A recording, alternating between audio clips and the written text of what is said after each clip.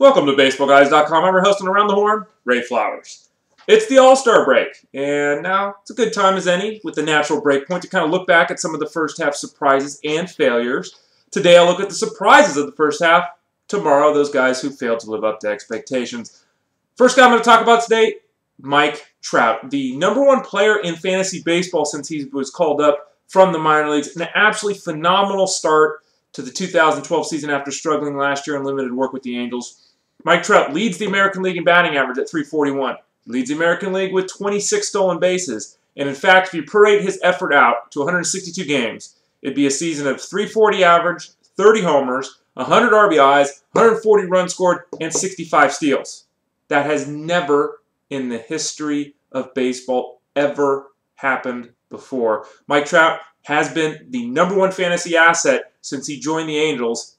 Pretty shocking to say.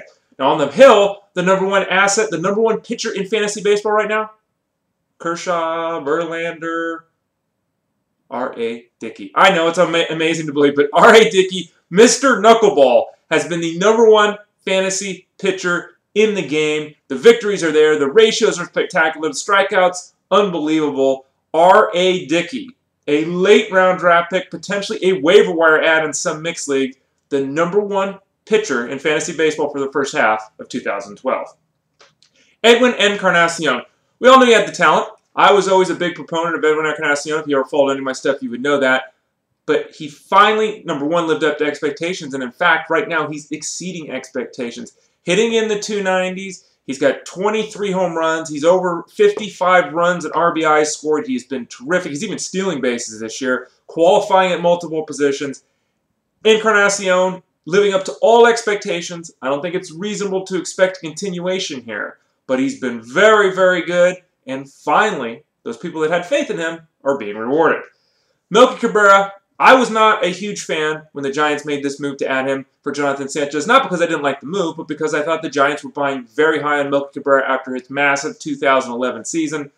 Well, guess what? He's been just as good in 2012 in his first year in the National League. Back in the National League, excuse me. Melky Cabrera hitting .355. He's got a chance to lead the league in base hits. He's in double digits in steals. Melky Cabrera, yet again, showing he is one of these late bloomers that really has something to offer in the fantasy game. Guy who has something to offer in the fantasy game, who's a very young player at a position that's not necessarily super loaded with elite talent, is second base. And that's the Indians' Jason Kipnis. Now, everyone knew he had 20 home run power, and people thought he could steal a few bases.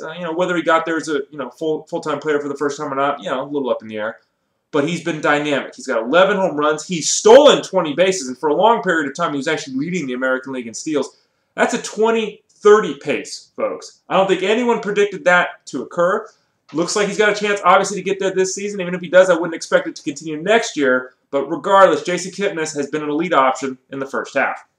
Ian Desmond, he's been an elite option, and Ian Desmond has actually been the #1 shortstop in fantasy baseball in the first half of 2012. Stolen 11 bases. He's actually hit 17 home runs, which is a big surprise. No one thought this guy was a 30 home run bat. He's got a chance, obviously, to do that this year. Hitting in the 280s, playing every day. Ian Desmond, terrific, terrific addition for people who took him potentially as a middle infield option. He may not have even been drafted as a top 10 or 12 shortstop in many mixed leagues. On the hill, Jake Peavy and Johan Santana. There's numbers 7 and 8 on my list. I'm going to talk about them together. Both coming back from some significant issues with their shoulders. Both not likely to make 30-plus starts this season. Well, guess what? Both not only are on pace to make 30 starts this year, both have been terrific options on the hill. First off with Peavy, 14 of his 17 outings this year have been quality starts. A .285 ERA, a whip under 1. Simply spectacular numbers for a pitcher in the American League. Now, Johan Santana on the other side, 3.24 ERA, 1.17 whip, solid totals. Just under a strikeout an inning, has the no-no. I'm still very nervous about both of these guys continuing to take the ball every 5 days the rest of the way. But to this point, they have exceeded every expectation I had. And let's face it, even the people that were in their corner didn't expect them to be this good in 2012. One more starting pitcher, Lance Lynn. Now, Lance Lynn was phenomenal early on, and he's seen the regression we all knew was coming. Now, he's well over 100 strikeouts. He's got 11 victories. His ratios are very impressive. But something to remember here, he's almost matched his innings pitch total from last season already this year. A lot of rumors out of St. Louis that Lynn will be moved to the bullpen to conserve his arm. later in the second half of the season. So if you're still riding Lance Lynn, probably a good time to move him. But regardless of what happens from here on out, spectacular first half for Lynn. And then finally, my favorite whipping boy in the bullpen, Fernando Rodney. 25 for 26 save department. I don't know how he's doing it. Again, he's had a decade of being pitcher A. This year he's been pitcher B. Prime examples, he's cut his walk rate, down to like 25% of what his career rate is. It makes no sense at all. I don't know how he's doing it, but the bottom line is he has done it.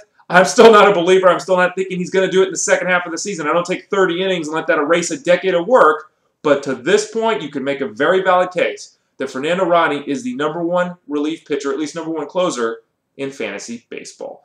I'm Ray Flowers, BaseballGuys.com. Thanks for joining me on Around the Horn, and tune in tomorrow for those players who have been big disappointments to start the 2012 season.